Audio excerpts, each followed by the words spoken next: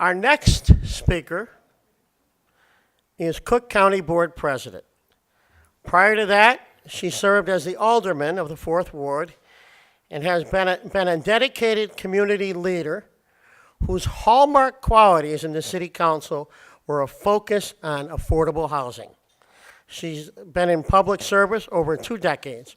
Ladies and gentlemen, Cook County Board President, Toni Preckwinkle. Thank you. Good afternoon. Thank you for that kind introduction. Before I go any further, I want to acknowledge we've got a table of folks from the county here. Do everybody want to stand up? And I won't call you by name because I'll forget somebody. Our Cook County folks, Chief of Staff Kim Fox, Deputy Chief of Staff Latasha, Herman Brewer, Mike Jasso, Zoshi Flores, who am I missing? Anel Ruiz, Jesse Neves, and 2 people on my political staff, Nish Didikavi and Scott Kastrup. I think I got everybody at the table. Did I miss anybody? Andy Schwarm. Thank you, Andy. All right. So, I first met Rich when I was an alderman in the city of Chicago. He served in CHA for 4 years, first deputy at DOH for 7, then building commissioner, and then since 2011, head of the Housing Authority of Cook County. I want to thank him for a lifetime of service to the least among us. These were all tough jobs that he handled with great compassion, and I'm pleased to have the opportunity to introduce him today. Please welcome Rich Monocchio.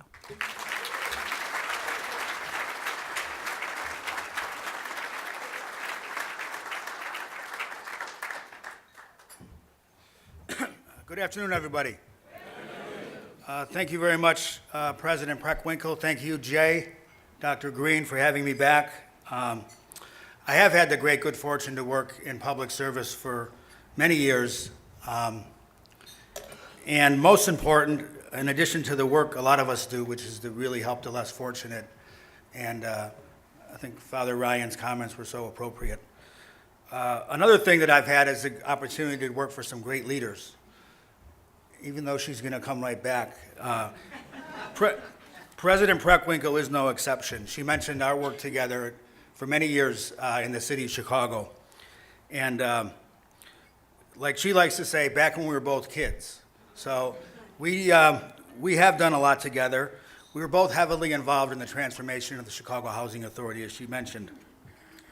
The housing redevelopment in the President's Ward was especially contentious. It was all over the city. But in her ward especially, I'll never forget the public meetings I was at, where just an amazing job of balancing the needs, the different needs of the folks, the different priorities of the public housing residents, the renters, the homeowners. And the way she handled that was so impressive, and I take that with me to this day. And what wound up in her ward was, I think, the best public housing redevelopment in the whole city, in part, in many cases, the whole country. Oakwood Shores there. And it's no coincidence that happened in the 4th Ward. So when she gets back, everybody please tell her what great things I said about her, okay? Jay, do you got it mic'd? Is it mic'd up out there? But I'm up here to talk about the Housing Authority of Cook County, because what we do, and I hope the images behind us, behind me, kind of tell the story. I was really moved when I saw this, because sometimes when you're in the work that we do, you don't take it all in. But when you look at these pictures, it is all about people. And it's not just about bricks and mortar, although that's our first order of business. Before I talk about the Cook County Housing Authority, though, I think it's important to talk about how our work fits into the whole national rubric, federal housing policy. We get 99% of our money from the federal government. A lot of what we do depends on the federal government. Most of what we do depends on the federal government. So there's a lot of folks in government in the room today that I've had the pleasure to work with. And one word in government that's really ominous for all of us is sequestration. It's not like, it's a word that doesn't get used very often, which is a good thing. But What it means is it's money that's lost that's never recouped. And this kind of thing has consequences for real people. When this happened last year, nationally it meant that 74,000 housing vouchers were lost. Fortunately, nobody in Cook County lost their housing. What it also meant was critical affordable housing programs, production programs, were cut significantly as well. And this is at a time when we have hundreds of thousands of people waiting for housing assistance on waiting lists. I think most everybody in the room would agree that these kinds of indiscriminate reductions in critical programs is no way to make federal policy. But that brings me to a larger question. What is our national housing policy? I think if we ask this question amongst everybody at the table, at the different tables, there'd be lots of different answers. And most every one of those answers would be valid in some way. Because like most federal issues, it's not clear cut. It's complicated.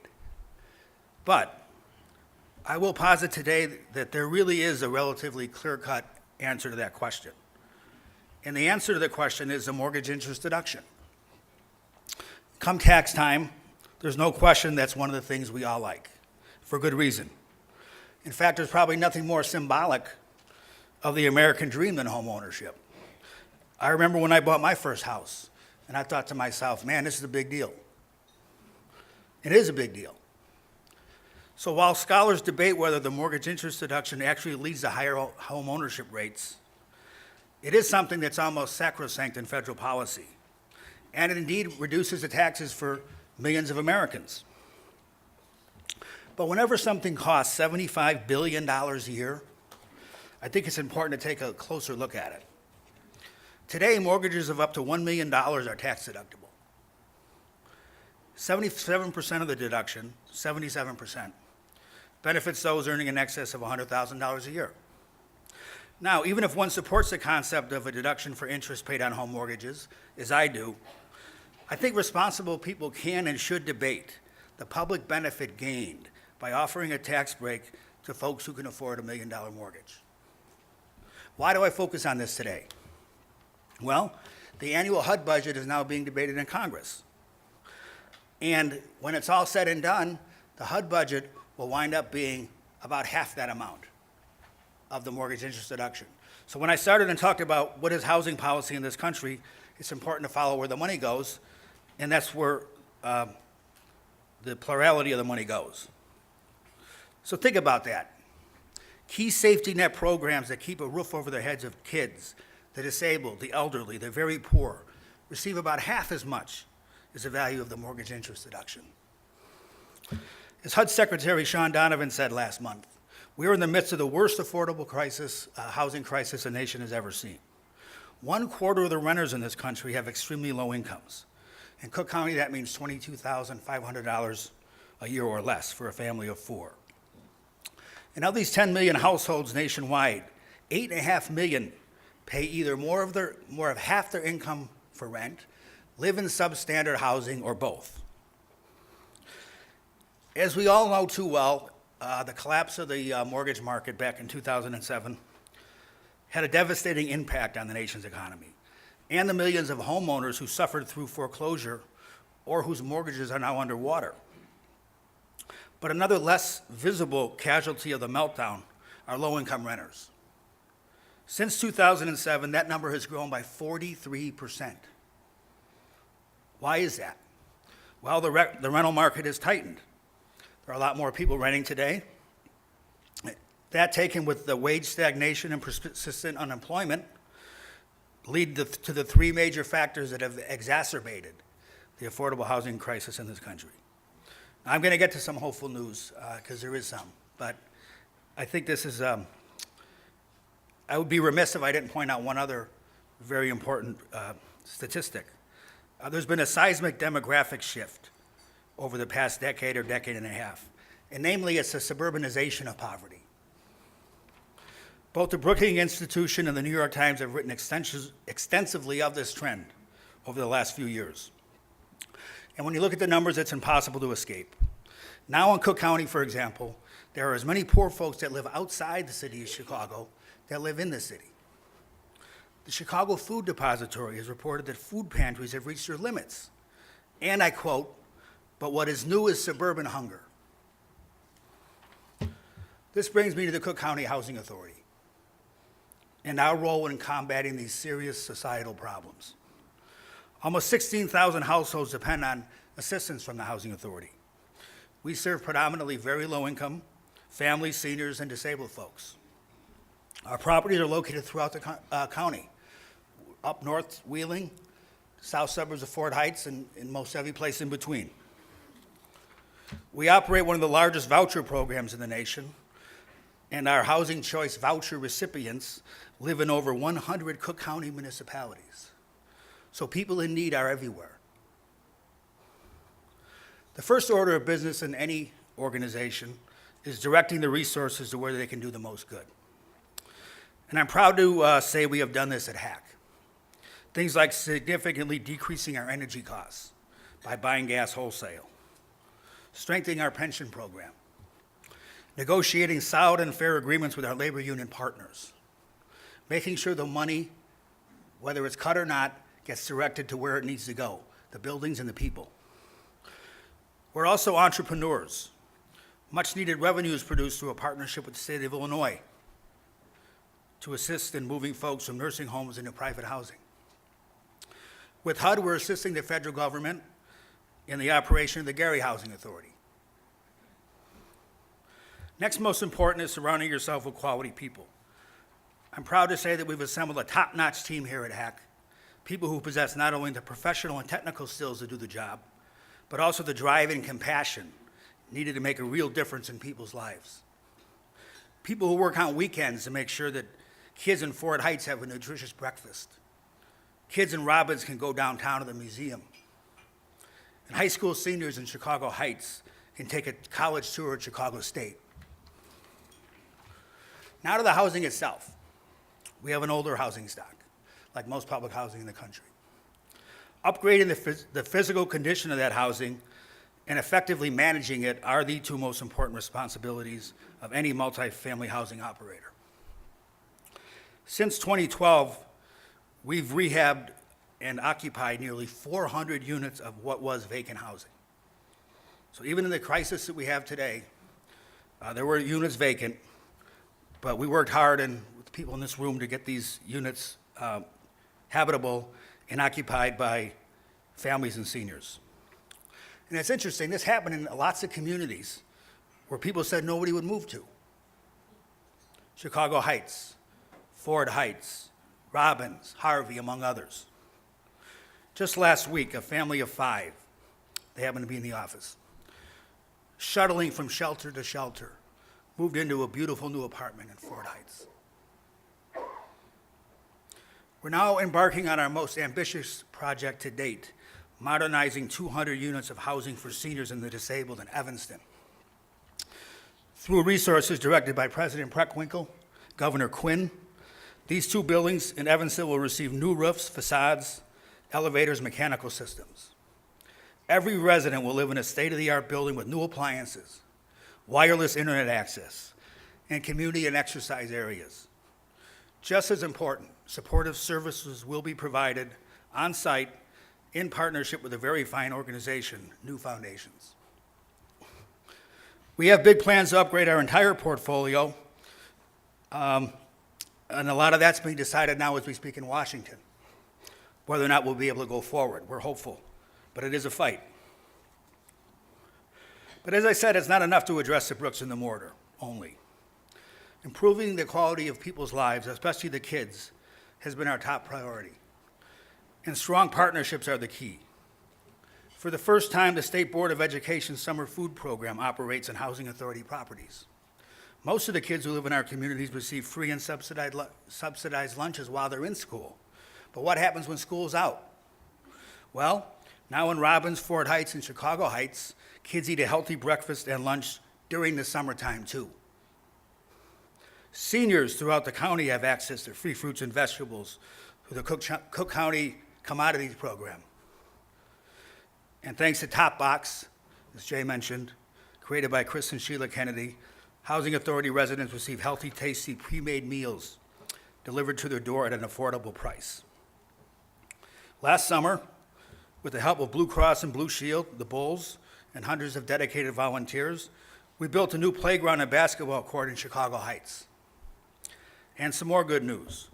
We'll be breaking ground on a new playground on Fort Heights this summer. A lot of our latest efforts have focused in Robbins. Regrettably, most of the news that comes out of Robbins these days isn't very positive. The community, indeed the region, is faced with multiple challenges. The first time I went to the Richard Flowers homes a few years ago, I did have serious doubts about our ability to create change there. Most of the housing was vacant, and the development had been taken over by open-air drug dealing. The first thing we had to do was retake control, and it was important on that first day to send a strong and resounding message to those people who were wreaking havoc in our communities that they no longer owned it, that we did, and the families who live there own it. It's taken a while. With the support of the president, the help of Tom Dart in the sheriff's office, our properties in Robbins and throughout the county are much safer places to live. One of the most powerful scenes I witnessed during my tenure here happened a couple weeks ago. It was one of the first warm days of the spring, and kids were outside playing. Parents were out too. As I was walking through the development, I noticed a volleyball net up. Simple volleyball net, seen them 1,000 times. It was tied between two laundry posts. But this scene had a tremendous impact on me. It was a beautiful day. There was color, the houses were painted. It was almost an idyllic scene. And this was in Robbins and public housing. This told me that kids felt safe enough to play volleyball outside. Is there anything more important than that? So a lot's been done, but we're not stopping there. All kids, no matter where they live, have the right to be kids. And we collectively have an obligation to make this so. Community centers have been remodeled and equipped with computers, games, even Wiis and Xboxes. And every kid and adult has books to read now through a creative partnership with Half Price Books. This summer, we're expanding our summer camp programming and partnering with the Boys and Girls Clubs and the Croc Salvation Army Center to provide even more recreational and educational opportunities. This coming Thursday, we're having our biggest job fair to date in Harvey. None of this would be possible without strong political leadership, and we have that in Cook County. President Preckwinkle led the charge to end discrimination against voucher holders in Cook County. As a result, more families will have access to housing throughout Cook County. In many cases, communities with stronger schools, better transportation, and job opportunities. Through her leadership on Cook County Cares, over 100,000 poor residents in Cook County, many of them Housing Authority clients, now have affordable health care. When you talk about quality of life, these are two pretty key ones. Access to safe, healthy neighborhoods and health care for everyone. President Preckwinkle, thank you very much for your courage and your leadership.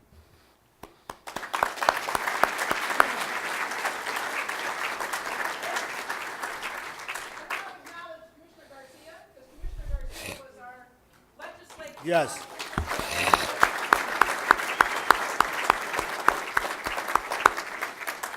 Commissioner Garcia was tireless. I can vouch for that. Many calls. Thank you so much, Commissioner, for your leadership. So I'm going to finish now where I started, our nation's housing policy, because you can see how impactful things can be if we have the resources. For every person in this country who needs housing assistance, only 1 in 4 receives it. Clearly, the need far outweighs the demand. Isn't it time to re-examine this policy? The Bipartisan Policy Center thinks so. Yes, such a group actually exists today in Washington, the Bipartisan Policy Group. What they propose in their well-regarded report is to modify the mortgage interest deduction and direct more resources to those with worst-case housing needs. What if we just cap the value of the deduction at $500,000 instead of $1 million? There's legislation to that effect in Congress today. I don't think the market for expensive housing will be impacted. In fact, it's the fastest growing housing sector in the country. What would happen, though, is that a lot of families who do not receive housing assistance today, who've been waiting and languishing on waiting lists for years, would be helped. And fewer would have to make the heart-wrenching decisions every day, like whether to pay the heating bill or buy groceries for their kids. Decisions that nobody in America should have to make. I'd argue that if we spend a little time thinking about this, most of us would choose a fairer and more just policy, a policy that is more reflective of who we are as Americans. I want to thank everybody very much for listening, and I look forward to your questions.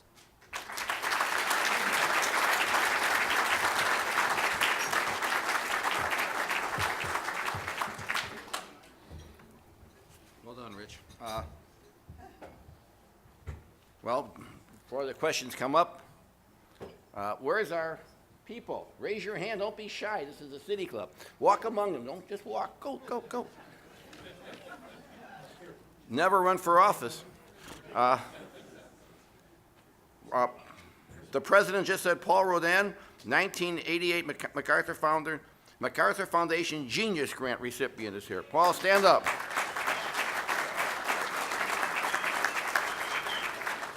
The old Paul Green would say, "You're among colleagues."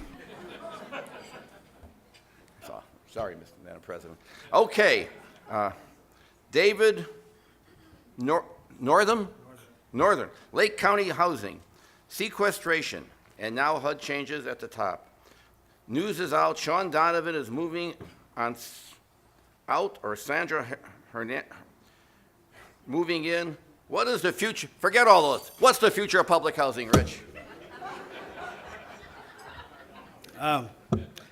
Well, there is some hope in our industry. There is some changes at the secretarial level, as was mentioned. But there are a lot of exciting things happening that, as I mentioned a little in my speech, trying to allow public housing authorities to be more entrepreneurial, to take advantage of what the private sector gets to take advantage of, leveraging debt, tax credits, and things like that. We can actually rehabilitate our whole portfolio in time, but we need a critical piece of federal legislation to get passed known as the rental assistance demonstration. And that's being debated now in Congress as we speak. So even though there's lots of distressing things about sequestration and budget cuts, I think this is an exciting time for assisted housing because people are thinking about it differently. Okay, while they pick up a couple of more questions, what's the acronym for your organization? Is it HACC? Yes. I expected this now. Gotta add a vowel.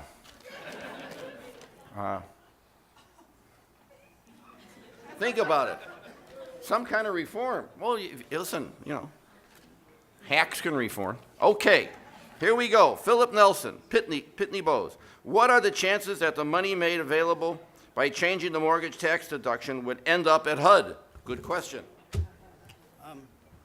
Actually, that is a good question.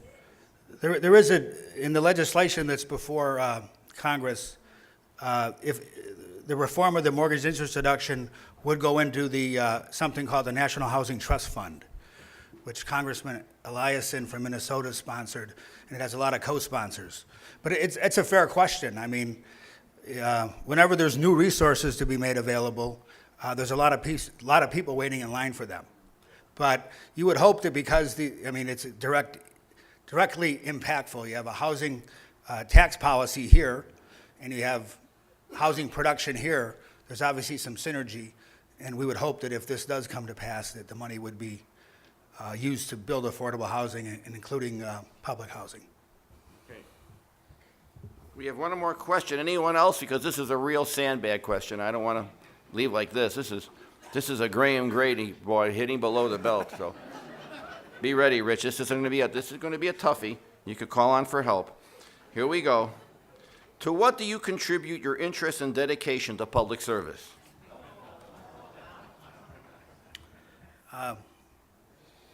That's a good question. I think growing up, in challenging situations certainly had a lot to do with it. We don't forget where we came from. And I did, as I mentioned earlier, have some great mentors early on in my life, teachers, but then a great congressman who I worked for.